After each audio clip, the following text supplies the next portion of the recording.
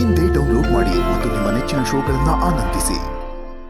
ಗುಂಡು ಮಾದಪ್ಪಣ ಬೇಜ ಮಾಡ್ಕೋಬೇಡಿ, ಅಂಗಡಿನಾಗ ಅರ್ಜೆಂಟ್ ಕೆಲಸ ಬಂದ್ಬಿಡ್ತು, ನಾವು ಹೋಗ್ಬೇಕು. ಪಾರು ನೀನು? ನಾನು ಆಮೇಲೆ ಬರ್ತೀನಿ ಮಾವ. ನೀನು ಹೊಡು ಕೆಲಸ ಇಂಪಾರ್ಟೆಂಟು, ಬಿಸ್ನೆಸ್ ಇಂಪಾರ್ಟೆಂಟು. ನೀನು ಹೋಗ್ಬಾ. ಸರಿ. ಸಿನಿಮಾ ಮೈದಾ ನಾ ಬರ್ತೀನಿ ಕಲ. ಗುಂಡು ನಾ ಬರ್ತೀನವ. ಬರ್ತೀನಿ ಮಾದಪ್ಪಣ. ಅಪ್ಪನ ಹೆಸರೇನಂದೆ? ಶಾಂತಮ್ಮ. ಓ ಶಾಂತಮ್ಮ, ನಾನು ಬರ್ತೀನಿ. ಆದಷ್ಟು ಬೇಗ ನೀನು ನಿನ್ ಗಂಡ ಮಕ್ಕಳ ಹತ್ರ ಸೇರ್ಕೊಳ್ಳಿ ಅಂತ ನನ್ನ ಮಕ್ಕಳಂತ ಬೇಡ್ಕತ್ತೀನಿ. ಸರಿ ಬರ್ತೀನಿ ಬರ. ಹುಷಾರ್.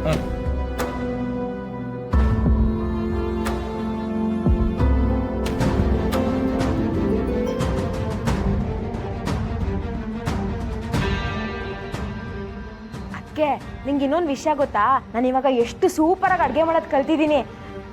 ಅಯ್ಯೋ, ಹೆಂಗೋ ನೀವು ಬಂದಿದ್ದೀರಲ್ಲ, ನಾನು ನಿಂಗೆ ಒಬ್ಬಟ್ಟು ಊಟನೇ ಮಾಡ್ಕೊಡ್ತೀನಿ, ಆಯ್ತಾ?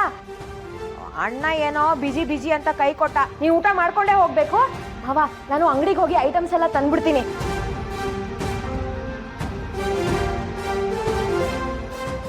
ಬಾರು, ಇಲ್ಲೇ ಇರಬಾ, ನಾನು ಶಾಂತಮ್ಮನ ಕರ್ಕೊಂಡು ಬರ್ತೀನಿ.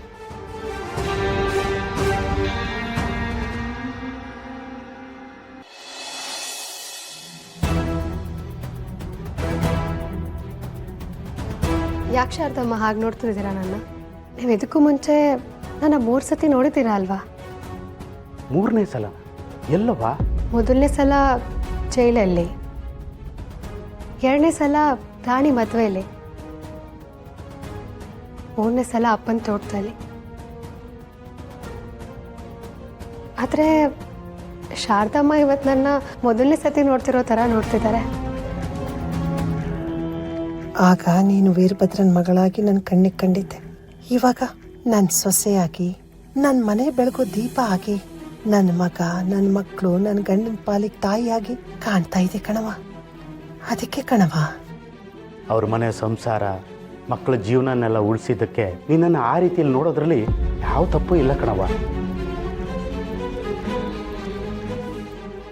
ಮನೆ ಮಕ್ಕಳ ಸಂಸಾರನ ನಾನು ಉಳಿಸಿದ್ನ? ಹೌದವ. ಒಂದು ಸಂಸಾರ ಒಟ್ಟಾಗಿರ್ಬೇಕಾದ್ರೆ ತಾಯಿ ಬೇರು ಗಟ್ಟಿಯಾಗಿರ್ಬೇಕು. ಅದಿಲ್ಲ ಅಂದರೆ ಎಲ್ಲ ಸೆಟ್ಲ್ ಆಯ್ತದೆ. ಅಯ್ಯೋ, ನಂಗೆ ಅದೆಲ್ಲ ಬೇಡಮ್ಮ. ನನಗೆ ಮುಖ್ಯವಾಗಿರೋ ಒಂದು ವಿಷಯ ಗೊತ್ತಾಗಬೇಕಿದೆ. ನಿಮಗೂ ನನ್ನ ಅಪ್ಪಂಗೂ ಏನು ಸಂಬಂಧ?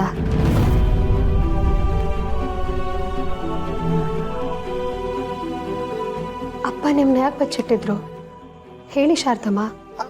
ಅದು ಈಗಷ್ಟೇ ಬಂದಿದೆಯಾ ತಾಯಿ? ಈಗ ಅದೆಲ್ಲ ಯಾಕೆ? ನೆಮ್ಮದಿಯಾಗಿದ್ದು ಆಮೇಲೆ ಕೇಳ್ಬೋದಲ್ವಾ? ಅಂಕಲ್, ಖುಷಿ ನೆಮ್ಮದಿ ಎಲ್ಲ ಸಿಗಬೇಕು ಅಂದರೆ ಮೊದಲು ಸತ್ಯ ಗೊತ್ತಾಗಲೇಬೇಕು.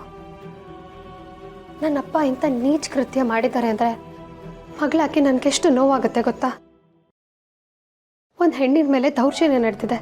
ನಾನೇನಾದರೂ ಅಂಕಲ್ ನಿಮ್ಮ ಜಾಗದಲ್ಲಿ ಇದ್ದಿದ್ರೆ ಗನ್ ತಗೊಂಡು ಹೋಗಿ ನಮ್ಮಪ್ಪ. ಬೇಡ ಕಣವ, ನೀನು ದೇವತೆ ಅಂತೋಳು, ನಿನ್ನ ಬಾಯಿ ಇಂಥ ಮಾತು ಬರಬಾರ್ದು. ಬಿಟ್ಬಿಡವ. ಹಾಗಾದ್ರೆ ಪ್ಲೀಸ್ ಹೇಳಿಮ್ಮ, ನಿಮ್ಮಿಬ್ರು ಮತ್ತೆ ಏನ್ ನಡೆದಿದೆ? ನಮ್ಮ ಮನೆ ದೀಪ ಅಣ್ಣಯ್ಯ, ನಮ್ಮೊಡಲ ಜೀವ ಅಣ್ಣಯ್ಯ.